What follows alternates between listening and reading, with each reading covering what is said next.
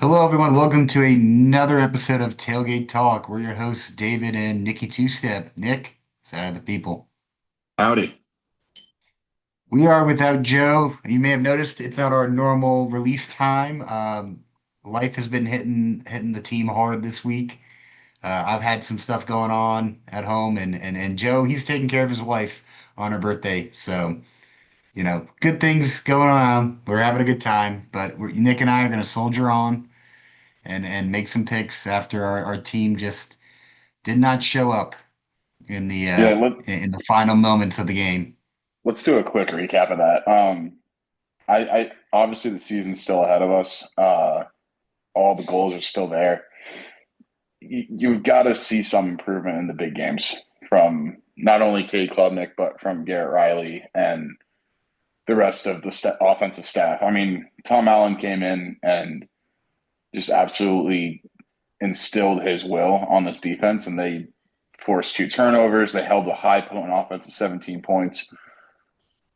The defense showed up, and unfortunately, the offense didn't. And I mean, that's really as simple as it gets. Like to get shut out at home in the second half is bananas. Um, I saw some stat where it's like I mean, not some stat, but we lost to Georgia last year, Texas, South Carolina, and now LSU. That's four straight SEC losses for Clemson, and that's just unfamiliar territory given the past decade. So hopefully they take it on the chin and they respond, and they got to don't take Troy lightly, and let's put some points up. Nick, you're right. You're 100% right. Offensive line, I was not expecting them to struggle that much, but credit to LSU. They showed up with a passion. They showed up looking to be an improved defense, and they showed up. And Mm-hmm. and Clemson did not at the end of it. If Joe were here, I know he'd be upset about his result against The the U. Hurricanes too. So he's getting off lightly. We're gonna have to give him some for that next week. CJ Carr looked like a dude, though. I will give him credit. He went into a tough environment. I mean, maybe not as tough as some people might think, but went into a road environment that was rowdy, and he gave his team a chance, and unfortunately just ran out of time. Carson Beck, he didn't look as bad as I thought he would. I'm a little impressed by Carson, so I'll be I interesting. mean, hey, it was week one. You know, week one for every team, it's all unknowns. It's a whole new team. Now if your team, so coming from a guy whose team lost. The end of the world is not here yet. You can relax, we can breathe, and give your team a chance to improve.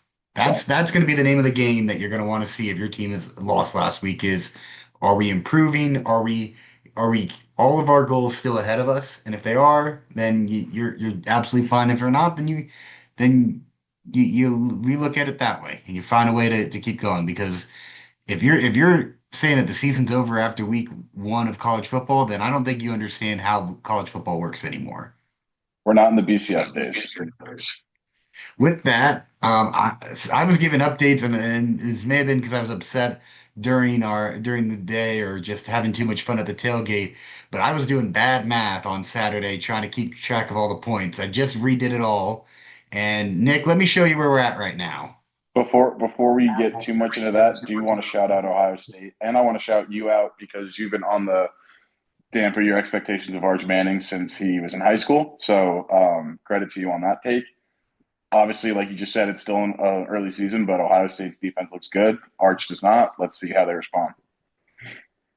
What can I say? I know ball, and that showed up in the fact that I was one of the few with some actual good points this week. Nick, you had two games that you got right. You had two games that you got right, same as me.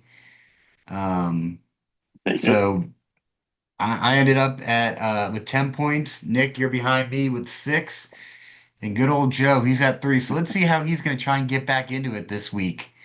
Um, down 7 points to the leader, Quick and getting doubled up by Nick. quick preview.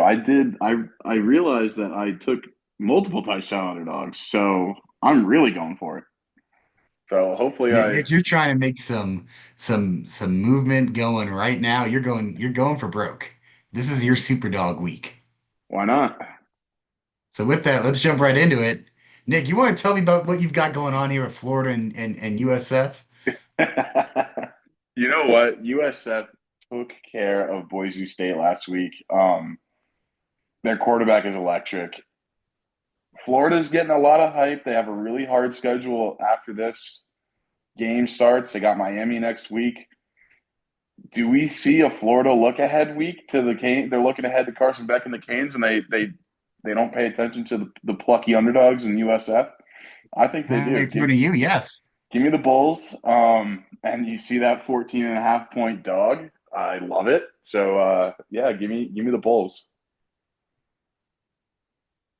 I'd say if somehow USF comes out and beats Florida by 22 or more points, I'm just gonna tip my cap off to you. That is the pick of all picks this year. You gotta, I mean, with the point system, you gotta take advantage. And I think that I think USF should be within a touchdown, honestly. I'm drinking the Kool-Aid. Put them in the playoff. I want them in the playoff. Give me a chance to get another statement win here. Give me the Who's Bulls. home? Oh, that's in Gainesville. You fucked. You're screwed. No, I'll be fine. You are screwed. I ain't worried about it. Oh. Joe's got Maryland 17 and a half point favorites over NIU.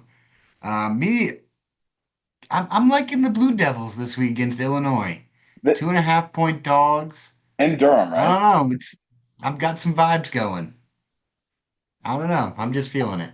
I think it's in Durham. The only pause I have is the fact that Duke was tied with Elon at halftime last week. So That's we'll okay. Did see. they win at the end? They Uh, did, but Clemson didn't.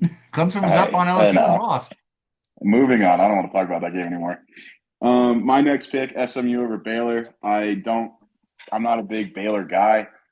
They had a great game against or it was a fun game against Auburn to watch, but just give me the Mustangs. I think people are underrating this SMU team. I think they're going to be upset about how last season ended, and they're out for blood. So give me the Stangs. Joe's got Penn State big overdog on FIU, 41 and a half points. He's going for just farming for points. He's trying to get a minimum of four for the whole week. I'm And done. me, I've got another dog here. Iowa State, Iowa. You know I love my Hawkeyes. You know I love that defense. Iowa State did not impress me against Kansas State. Um, give me the Hawkeyes here. If you had picked Iowa State, I would have said no. You're not allowed. So I'm glad you We you wouldn't have stuck to with it. redo it all. 100%. All right, what you got next, Nick? So the game day game in Norman, I really like Bryce Underwood, and any the scumbaggery of Michigan aside, I think that Bryce Underwood is going to be a legit player. Um, I'm not. I just can't get the vision of last year's Oklahoma team out of my mind. I know they beat Bama, but I'm not a believer in them. I think Michigan goes in there, wins a big game. So I'll take the Wolverines as another dog. Mhm. This is Joe's last chance to pick Clemson. If he screws this up, he is no longer allowed to pick Clemson. We told him this before the show. He's picking them again, 33 and a half point favorites.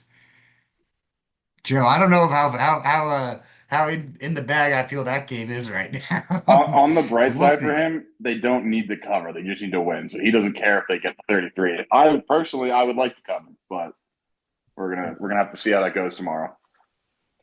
For me, West Virginia, Ohio, I was shocked that this was a 2.5 point spread. I don't know. I just doesn't feel right. Give me the Mountaineers here.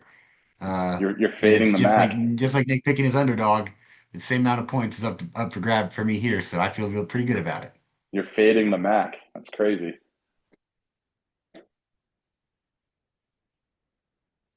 Well, Nick, you and I, we got to cut. Let's get Joe out of the way first, and then you and I can talk about this game because I'm excited about this game. LSU La Tech, 37 half point favorites for LSU.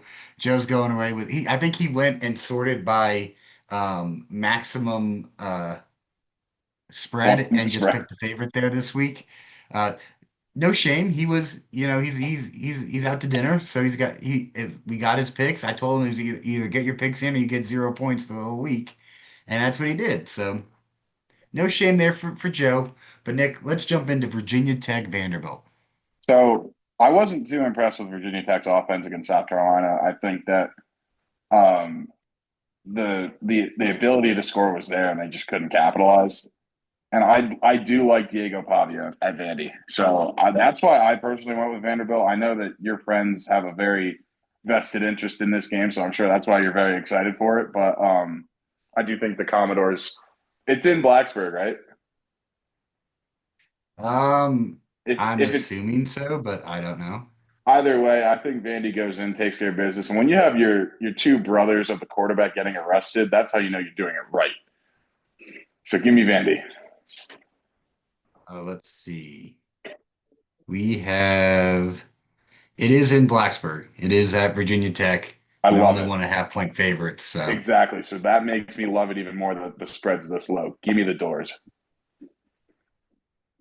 If they could change their logo back to the old one, then I know my friend who went there would absolutely love that. But yeah, I think it's gonna be a close game. I think it's gonna be really good. This is a game to watch this week. If you like teams just going at it, Vanderbilt, Virginia Tech, I think will be it this week. So, but give me the doors. I like you, Nick. I was not impressed with Virginia Tech against South Carolina. And yeah, so Quick programming note. I did if the show had come out earlier this week instead of tonight, I would have taken James Madison to against Louisville. So that game is as we're recording. So hopefully it doesn't count for anything, but it would be nice for me to know that I would have had it right. So we're going for a moral victory here with the Dukes. I'm gonna do a instant release once we're done recording on this one because we want to get it out before the game. So no one claims that we didn't know what was going on. Uh, but yeah, that would have been a good pick, good game to watch too, or it will be a good game to watch tonight for us. College football's back. We're back in the swing of things. We're trying to get through this week as quick as we can because Clemson lost and trying to get back on track. So it helps too. We don't have Joe this week to just give us all of the anecdotes, all of the notes. So we're in and out of this in about half the time that we normally are, Nick. Can you believe it? I mean, it's been what, 15 minutes? Poor Beautiful. Joe. Last week he was all about the Mayo. This week he's not even here to defend himself. We'll see what happens next week. But until then, go Tigers. Go Tigers. And Nick lost the thing again. Here we go.